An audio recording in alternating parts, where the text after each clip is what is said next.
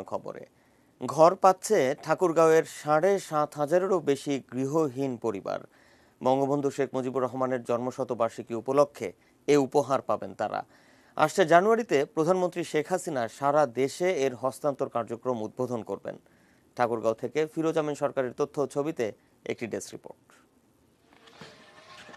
প্রধানমন্ত্রী শেখ হাসিনার ঘোষণা, মুজিব বর্ষে কেউ গৃহহীন থাকবে না।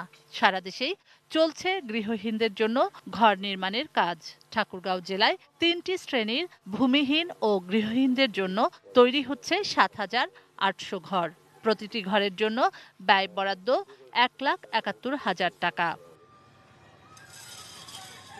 প্রতি পরিবারের জন্য ২ কক্ষের ঘর থাকবে, রান্নাঘর, বাথরুম ও স্টোর রুম। নদী ভাঙা মানুষ, অন্যের জমিতে মাথা গোঁজা মানুষ, শীতে জবুথবু মানুষের স্থায়ী ঠিকানা হচ্ছে। পরিবার পরিজন নিয়ে সুখে বসবাসের স্বপ্ন তাদের চোখে। প্রধানমন্ত্রীর প্রতি কৃতজ্ঞতা জানালেন তারা। কোথাও থাকার জায়গা ছিল না, আমরা গরিব মানুষ আছে, এখানে খাস জমিতে বাড়ি করছিলাম। এখন আমাদেরকে যেভাবে কষ্ট ঘর দিছে, ঘর দুয়ার কালা দিচ্ছেন, খুব ভালো লাগছে।